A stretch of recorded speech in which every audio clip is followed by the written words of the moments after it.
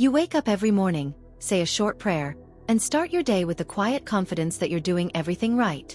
You try to be kind. You don't hurt anyone. You attend Mass every Sunday. You pray before meals. You avoid the big sins. And deep inside you think, I'm fine. I'm a good Christian. But what if you're not? What if your soul, while looking clean on the outside, is quietly starving on the inside? What if the greatest danger to your spiritual life isn't open rebellion, but something far more subtle? Something that feels safe, respectable, even holy. This was the shocking truth that Saint Teresa of Ávila discovered centuries ago. A truth so piercing it changed her life forever.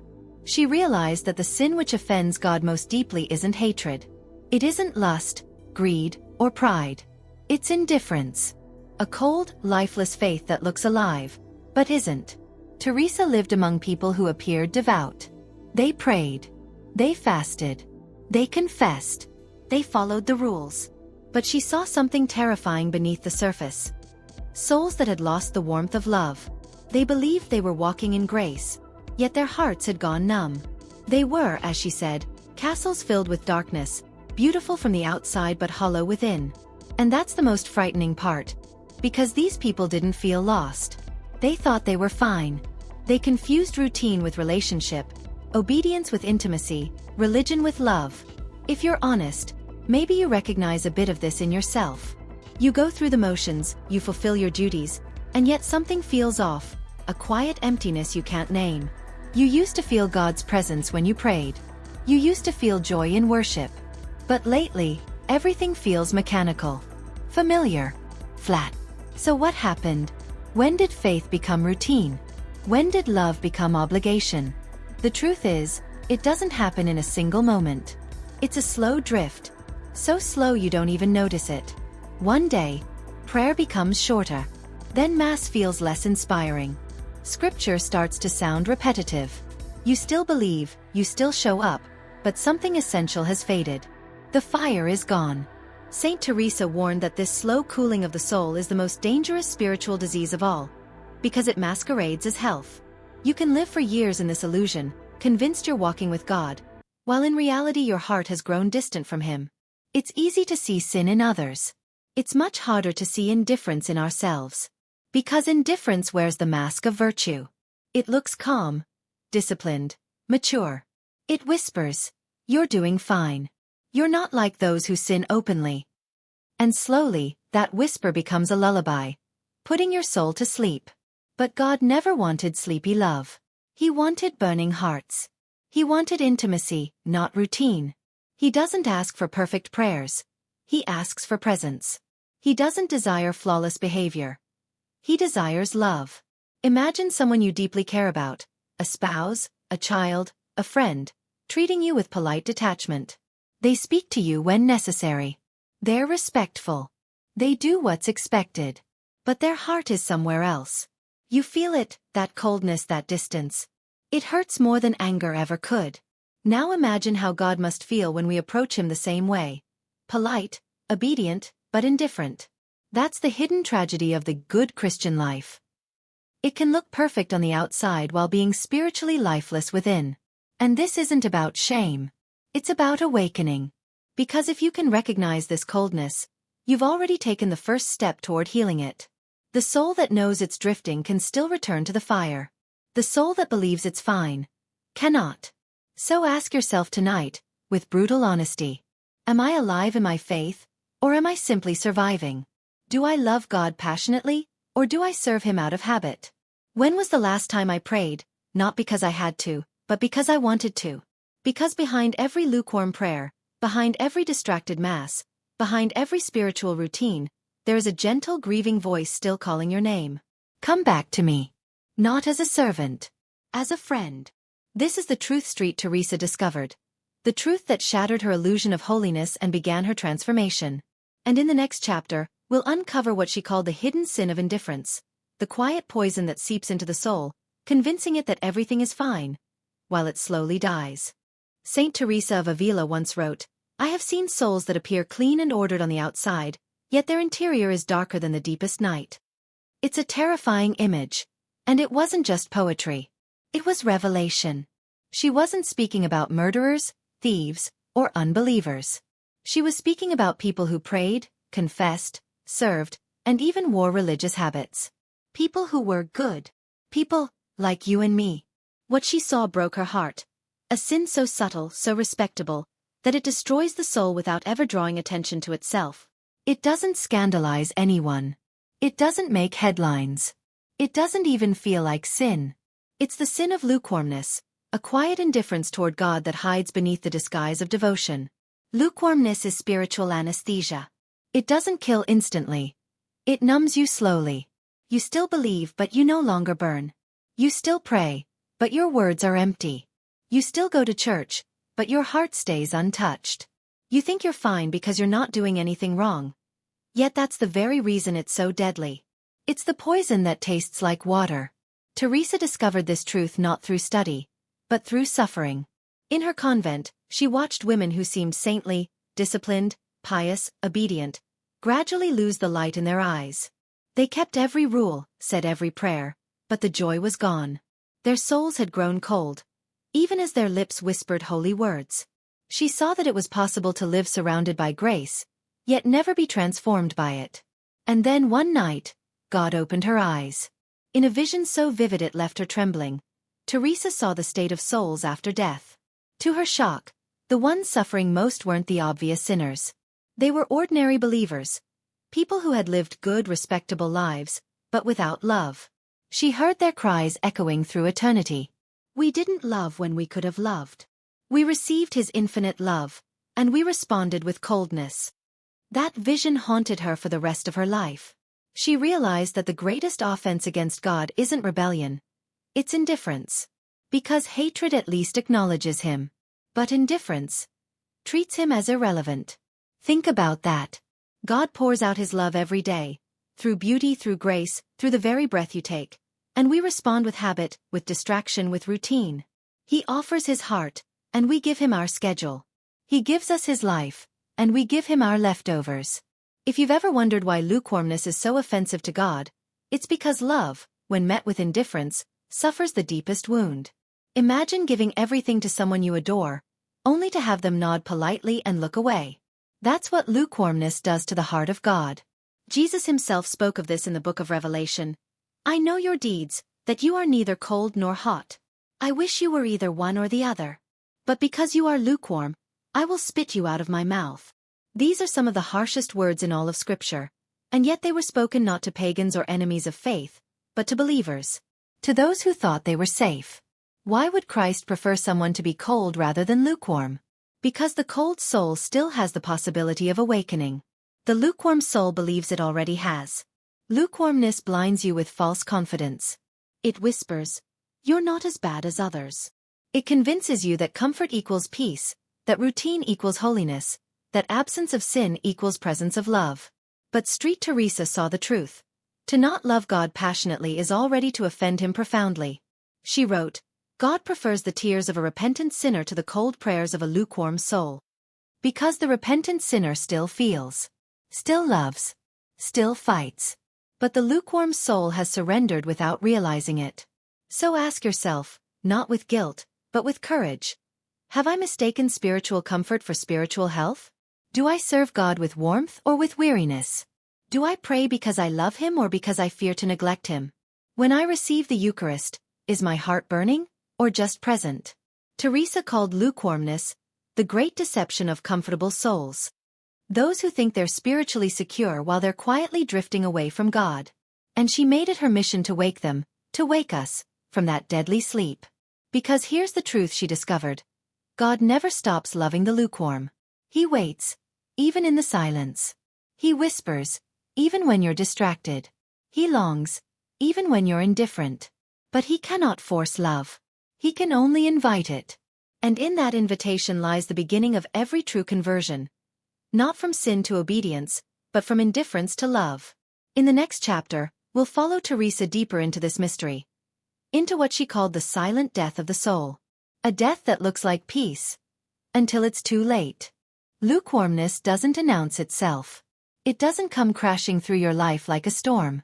It doesn't shout, or rage, or burn. It whispers.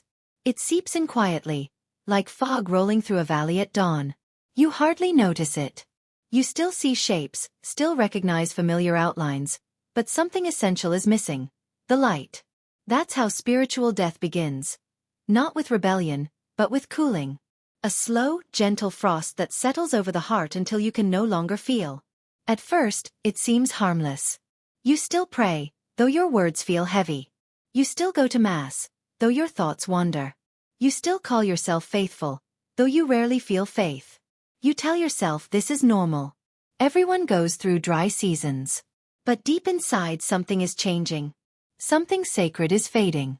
Saint Teresa of Ávila compared the soul to a crystal castle. Radiant, transparent, filled with light. But when indifference enters, she said, it's as though a dark cloth is draped over that castle. The light of God still shines just as brightly, but less and less of it passes through. The soul begins to dim, quietly, imperceptibly, until one day, it can no longer tell the difference between shadow and light. And yet the world outside looks the same. You smile. You serve. You fulfill your duties. You check the right boxes. But inside, the song has stopped. Teresa called this state spiritual winter.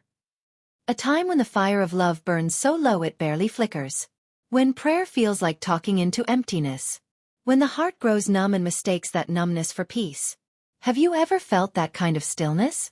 That strange, heavy quiet where nothing seems wrong, but nothing feels alive either? It's not despair. It's something colder. It's the absence of longing. And that, Teresa warned, is the surest sign that love is dying. Because when the soul stops longing for God, it doesn't become peaceful. It becomes paralyzed. The person who sins passionately can still cry out for mercy. But the lukewarm person no longer cries at all. That's why lukewarmness is more dangerous than open sin. Sin shocks you. It wakes you. It reminds you that you've fallen. But indifference lulls you to sleep. It makes you comfortable in the darkness. It tells you you're fine. Don't worry. God understands.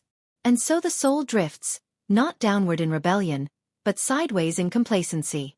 Teresa saw this slow drift everywhere, even within her own heart.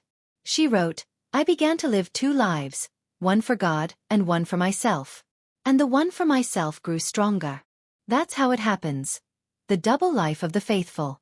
Outwardly devout, inwardly divided. A soul that prays, yet rarely listens. That serves, yet rarely loves. That speaks God's name, yet rarely feels His presence. And then, one day something terrible happens. Not a crisis. Not a fall. Something quieter, colder.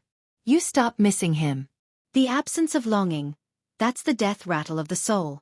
Because God can forgive sin. He can heal wounds. He can rekindle a dying flame. But He cannot force love into a heart that no longer desires it. Love by its nature must be chosen. Teresa called this moment, the great sleep of the spirit. And she said that most people never wake up. They grow old in their faith, still attending Mass, still saying their prayers, but without joy, without awe, without fire. They live inside beautiful shells, ornate, polished, admired by others, but empty. Imagine a magnificent cathedral with sunlight pouring through stained glass, music echoing through sacred halls. Now imagine stepping inside and realizing that everything is hollow. No altar, no presence, no worship. Just silence and dust. That, Teresa said, is the state of a lukewarm soul, grand in form, lifeless in essence. But here is the cruel irony. The lukewarm soul doesn't know it's dying. Because spiritual death is painless. The soul simply feels nothing. It's like hypothermia. When a body grows too cold, the person doesn't feel pain. They feel peace. Warmth even. Their mind slows. Their body relaxes. And then they fall asleep. Forever. That's how lukewarmness kills the soul. Not by pain but by comfort. So ask yourself, and ask gently, have I grown comfortable in my faith? Do I still tremble when I pray? Do I still marvel at the Eucharist, or has it become routine? Do I still hunger for God, or have I learned to live without that hunger? Because hunger is holy. Longing is proof of life. And when longing dies, the soul begins to die with it. But Teresa never shared this truth to frighten people. She shared it to awaken them, to make them see that even in the coldest heart, God's fire still smolders, waiting to be fanned into flame again. No matter how numb you feel, no matter how routine your faith has become, the fact that you notice it means something within you is still alive. And that tiny spark, that flicker of awareness, is where renewal begins. In the next chapter, we'll look into the mirror of the lukewarm heart, the signs Teresa identified, the subtle symptoms that reveal when faith has become habit and love has turned to ice. Because only by recognizing these signs can we begin to wake from the sleep of the soul. Saint Teresa once said that the greatest danger in the spiritual life is not sin, but blindness. Because a blind soul can't see its own sickness. And blindness is exactly what lukewarmness creates. It wraps you in comfort, in habit, in the illusion that all is well. You pray, you serve, you follow the rules, and yet your heart quietly drifts away. Until one day, God feels distant. And you don't even ask why. Teresa spent years helping others see what she called the signs of a dying soul. Not to condemn them but to wake them. Because the lukewarm don't need punishment. They need light. She described these signs like a physician diagnosing a silent disease. They're subtle, easy to miss, because they hide inside things that look good: prayer, devotion, service, discipline. But if you listen closely, they reveal the truth about your heart. The first sign, she said, is prayer without presence. You pray, but your mind is elsewhere. You say the words, but they don't touch you.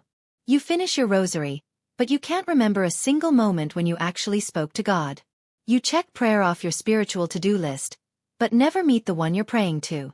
Teresa compared it to sitting beside someone you love, but never looking into their eyes, never listening, never sharing your heart.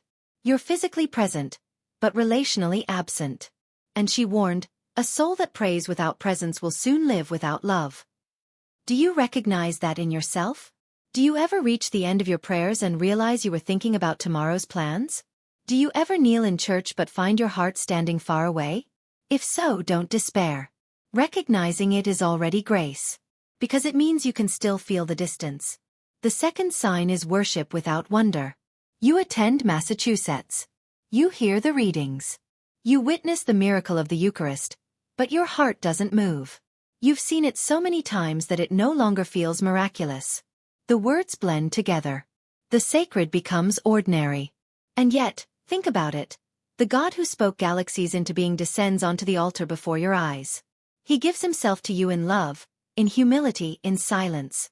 And we, distracted, check our phones in our minds, plan our errands, or simply think, I've been here before. Teresa said, a soul that can stand before the miracle of love and feel nothing has already grown cold. The third sign is service without compassion. You still help others. You still give. But not out of love, out of habit. You donate because it's expected. You volunteer because it's on your calendar. But when you serve without heart, you become an actor in a holy performance. The gestures remain, but the warmth is gone. And the soul forgets why it ever began to love at all. The fourth sign is faith without hunger. You believe in God. You accept the teachings. But you no longer seek Him. There's no fire to know Him more deeply, no ache to draw closer. You're content with surface-level faith, familiar, safe, unchanging. Teresa warned that this comfort is deadly. Because faith that doesn't grow, decays. Like still water that turns stagnant when it stops flowing. And then, perhaps the most dangerous sign of all, self-satisfaction. You compare yourself to others and think, I'm doing fine. I'm not like them.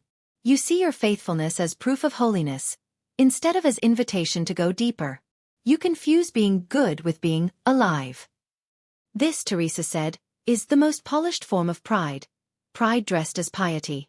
And maybe, as you listen, you feel a quiet unease inside. Maybe you see yourself in these signs, the distracted prayer, the cold worship, the dutiful service. Don't push that feeling away. That unease is mercy. It's the whisper of God saying, you still have time. You can still wake up. Because lukewarmness isn't about what you've done wrong. It's about what you've stopped doing right. It's not about sin. It's about absence of love. And love can always be rekindled. So pause for a moment. Ask yourself, when was the last time I prayed as if God were truly listening?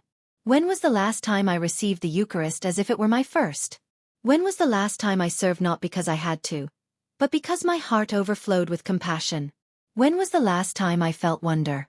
If these questions stir something inside you, a discomfort, a sadness, even guilt, don't let it shame you. Let it wake you. Because the only soul beyond hope is the one that no longer feels anything at all. Teresa used to say, if you cannot yet love God deeply, then at least desire to love Him. That desire, even if small, is the spark that can reignite the entire heart. Every great fire begins with a single spark of longing. So hold on to that spark. Guard it. Feed it. Because the moment you begin to notice the chill, the moment you feel that ache for warmth, that's the moment God begins to thaw your soul. In the next chapter, we'll step into Saint Teresa's vision. The revelation that forever changed how she saw the human soul. What she witnessed will shake you, not because it's cruel, but because it's heartbreakingly just. She saw the fate of good people whose faith had frozen. And she heard the words of Christ Himself explaining why indifference wounds Him more deeply than sin. It was night in the convent. Still, silent, holy. The others were asleep, and only the faint flicker of a candle broke the darkness. Saint Teresa knelt alone in the chapel, her heart restless, her spirit heavy. For months she had prayed the same words. Lord, show me the truth of my soul. And on that night, He did. What happened next, she would never forget. The walls of the chapel seemed to dissolve, the floor disappeared, and she found herself surrounded by an infinite, trembling light. It wasn't the light of comfort. It was the light of truth. A light that revealed everything. Every thought, every desire, every hidden motive of the heart. She saw souls, countless souls, approaching the throne of God. And what shocked her was not who was there, but who wasn't. She expected to see great sinners, the cruel, the proud, the unrepentant. Instead, she saw people who had lived good, decent, respectable lives. They had prayed, fasted, confessed, and obeyed. And yet their souls were shrouded in a strange gray fog. Neither light nor dark, neither joyful nor despairing. They were lukewarm. Teresa watched as they stood before the radiance of God's love, and she saw their agony. Not the agony of punishment, but the agony of recognition. They suddenly understood what they had missed. They had lived surrounded by divine love and had never truly received it. They had spoken God's name thousands of times, but had never spoken from the heart. They had stood before the Eucharist, and felt nothing. And now, in the blinding clarity of eternity, they could see what that indifference had done to them. Teresa heard their cries echoing through the light. We didn't love when we could have loved. We received His love and answered with coldness. We treated His passion like routine, His sacrifice like obligation. Those words pierced her deeper than any vision of hell. Because these souls had not rejected God, they had ignored Him. And that, she realized, was the greater tragedy. Then Teresa saw Christ. Not as a distant judge, but as love itself, burning, radiant, infinite. His eyes were filled with sorrow, not wrath. And He spoke. Not with thunder, but with heartbreak. These souls pain me more than those who hate me, He said. Because hatred at least recognizes my presence. Indifference pretends to honor me, yet turns away. They received my body and blood but without love. They listened to my word, but never let it change them. They prayed to me, but rarely thought of me. They lived surrounded by my grace, and treated it as nothing. Teresa could not bear the sight. She fell to the ground, trembling, weeping, not out of fear, but out of love wounded by truth. She saw her own soul reflected in theirs. She saw years of prayer performed without passion, confessions made without contrition, obedience without intimacy. And she realized, she too had been lukewarm. I understood then, she wrote later, that the greatest sin is not to hate God, but to love Him little. From that moment on, her mission became clear. To wake sleeping souls. To call back those who thought they were safe. To show that the path of polite devotion without love is not the way of sanctity. It's the slow road to death.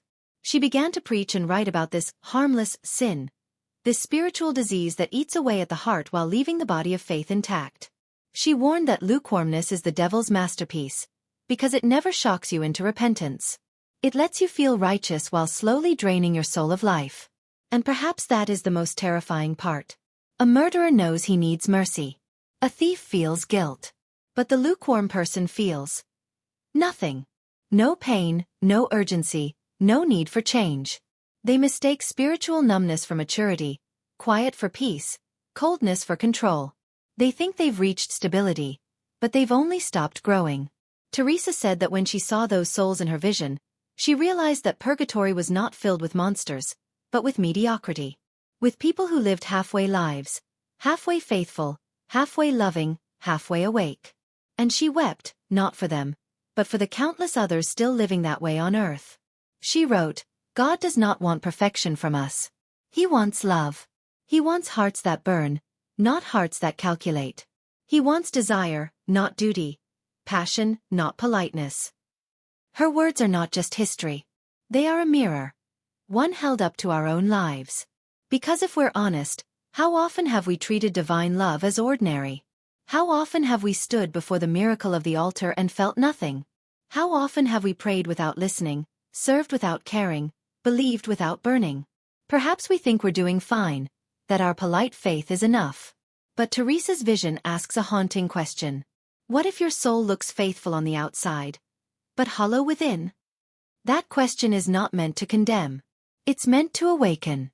Because as long as you can still feel the sting of that truth, you are not lost. The lukewarm may be asleep, but they are not dead, not yet. And Christ, who revealed this vision to Teresa, is still whispering the same words now. I stand at the door and knock. If anyone hears my voice and opens the door, I will come in and eat with them, and they with me. He is not asking for perfection. He's asking for fire. For warmth. For love that listens, moves, weeps, rejoices. And the miracle is this. Even the smallest spark of love, once surrendered to God, can ignite a blaze that transforms everything. In the next chapter, we'll see how that transformation began in Teresa herself. How a nun who once prayed mechanically became one of the most passionate lovers of God in history. And how you, too, can begin that same journey, from lukewarmness to fire. After her vision, Teresa could no longer live as before. The image of those gray, lifeless souls haunted her every waking hour.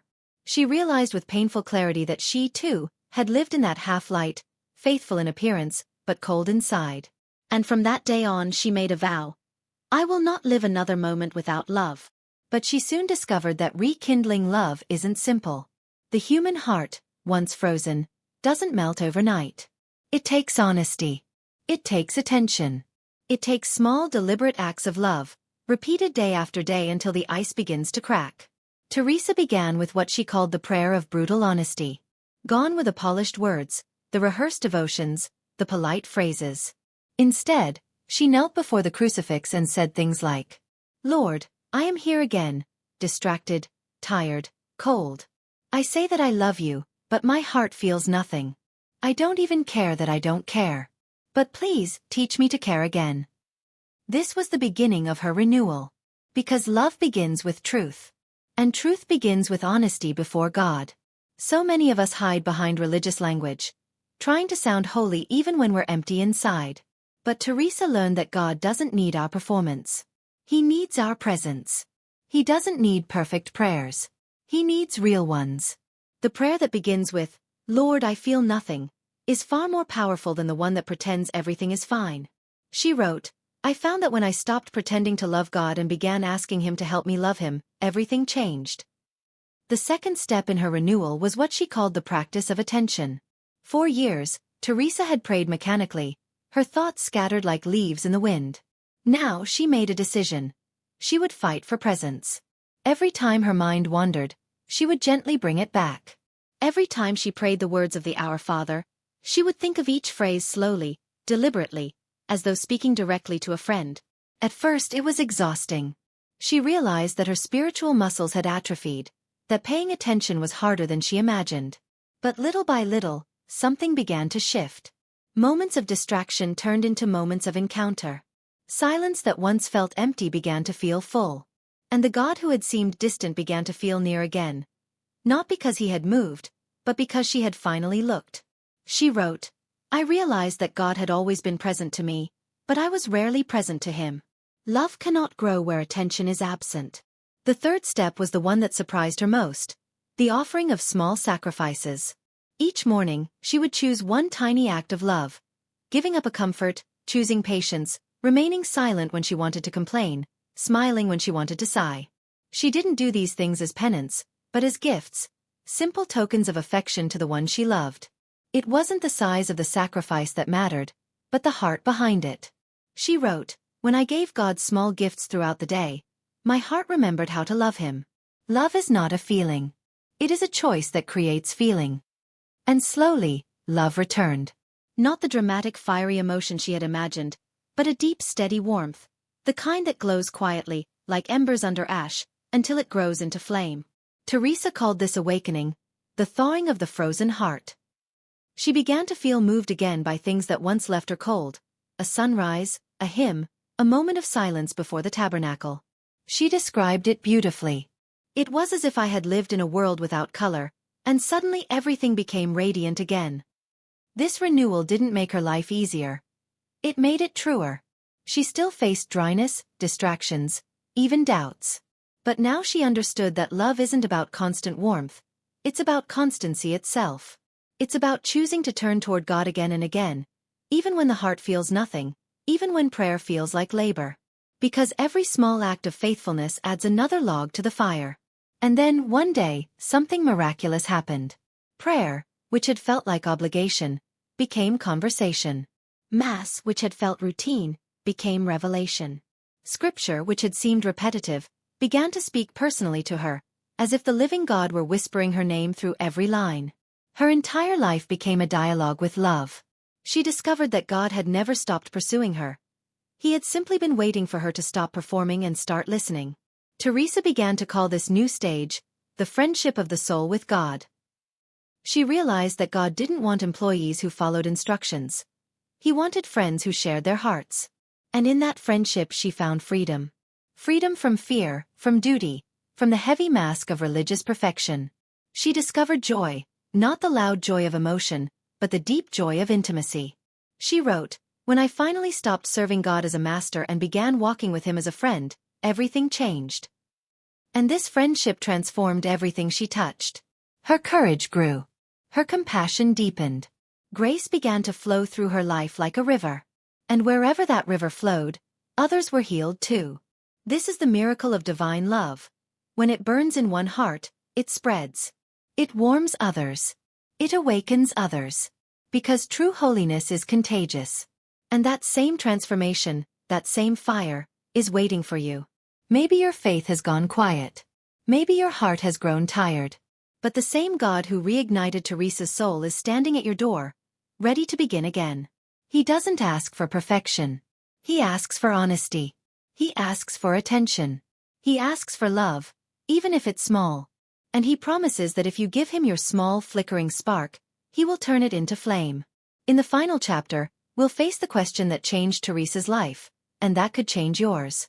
Will you stay in comfortable mediocrity? Or will you choose the fire of love?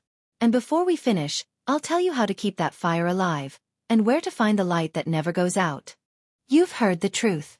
You've seen what Street Teresa saw, the tragedy of a faith that looks alive but has no heartbeat, the quiet poison of indifference that drains the soul of love. You've walked through the darkness, the numbness, the cold. But now the question stands before you, the same question that once stood before Teresa herself. What will you do with this truth? Because knowing the truth is not enough. Hearing it moves the mind, but acting on it transforms the soul. And every soul, yours and mine alike, will one day face the same choice. Lukewarmness that feels safe, or love that risks everything. Teresa learned that the greatest deception of the spiritual life is not sin, it's comfort. The belief that avoiding evil is the same as loving God. But love, real love, is never passive. It moves. It gives. It burns. And if your faith no longer burns, then it's time to ask for fire. So here's the truth, the one Teresa spent her life proclaiming. God doesn't want your perfection. He wants your passion. He doesn't desire a flawless record. He desires a living heart. He's not waiting for the day you never fail again. He's waiting for the day you stop pretending. Because the opposite of love is not hate. It's indifference. And indifference, dressed up as devotion, is what breaks his heart most of all. The person who sins and repents still looks toward him. But the person who prays without love, serves without heart, obeys without joy, that person lives beside him, yet never truly meets him. And maybe that's you right now. Maybe your faith has grown polite, predictable, safe. Maybe you still believe but you no longer burn. You've stopped expecting God to speak. You've stopped looking for miracles because you've learned to live without wonder. But here's the miracle. God has not learned to live without you. Even now, He stands at the door of your heart, knocking softly. He's not asking you to feel something dramatic or to become someone perfect. He's asking you to choose Him again. Not just with words, but with your life. To stop being a spectator of grace, and start being a participant. To stop going through the motions, and start walking with Him as a friend. Because the truth is, you're not too far gone. You're not too cold, too distracted, or too tired. If you can still feel the longing to return, then you already have one foot on the path home. Teresa used to say that love rekindles through small beginnings. A moment of honesty in prayer. A quiet act of gratitude. A small sacrifice offered simply because you love Him. That's all it takes. The smallest spark, when placed in God's hands, can become a flame strong enough to light a lifetime. Maybe that's what God is asking of you right now. Not a grand gesture, but a beginning. To whisper tonight, "Lord, I'm here. I don't feel much, but I want to love you again." That whisper, spoken sincerely, shakes heaven itself. You don't have to manufacture passion. You simply have to open the door. Because love doesn't come from you. It comes from Him. And once His fire touches your heart, it will burn away everything false and lifeless, leaving only what's real. So ask yourself one last time, and ask from the depths of your heart. Will you settle for comfort, or will you choose love?